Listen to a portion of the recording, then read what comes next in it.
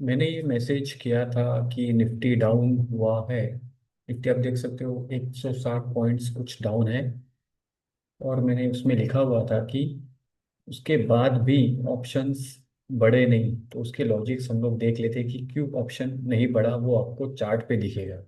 काफ़ी लोगों को समझ में नहीं आता कि कैसे हुआ होगा ये।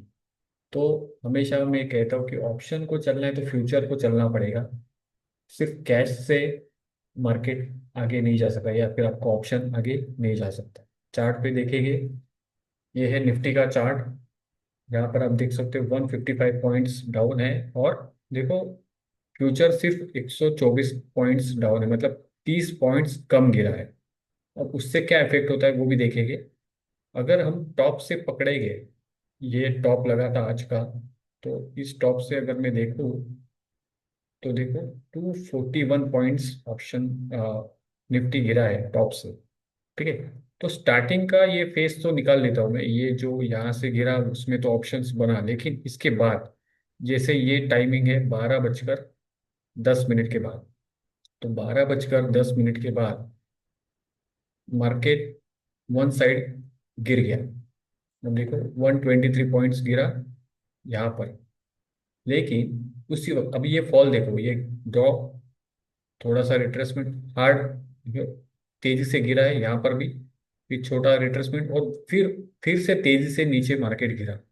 लेकिन आप देखो दो बार, ऑलमोस्ट मतलब 3 बार, ये एक, दो, तीन, और इसको भी आप ले सकते हो, ये भी एक शार्प गिरा है। इतना हार्ड गिरने के बाद भी, अब अगर हम ऑप्शंस को देखें तो ये देखो 12:10, ये 25,900 का पीई है। ये देखो 12:10, ये क्या है जो 125, ठीक है, 120, 118। और आप देखो ऑप्शन सिर्फ 150 पॉइंट्स, मतलब वो भी देखो कितना ऊपर नीचे करते हुए, ऊपर फिर नीचे, मतलब वही कॉस्ट पे आ रहा है, फिर ऊपर फिर नीचे, मतलब कुछ भी नहीं बना। और काफी लोगों को कंफ्यूजन हुआ होगा कि ये कैसे हुआ। ऑलमोस्ट फ्लैट है ये ऑप्शन, जैसे कि ये कैसे गया था। अगर इतना हार्ड फॉल है, अगर 120 पॉइंट्स का हार्ड फॉल है, तो एटलीस्ट इसको, इस ऑप्शन को यहाँ तक तो जाना चाहिए था। सॉरी, ये बैंक निफ्टी का है।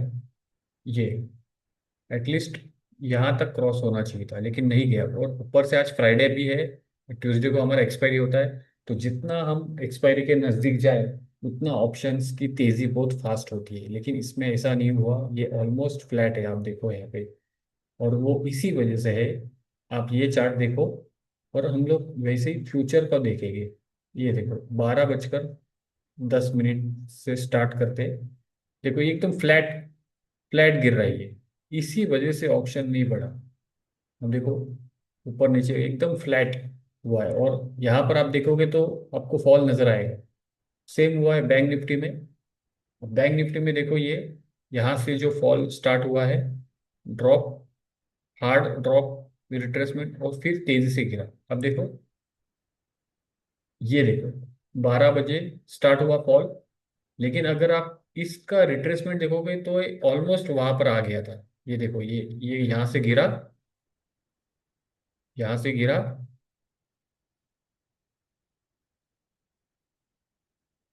और ये देखो ऑलमोस्ट यहाँ तक आ चुका है इसके प्राइस के पास, और फिर गिरा है।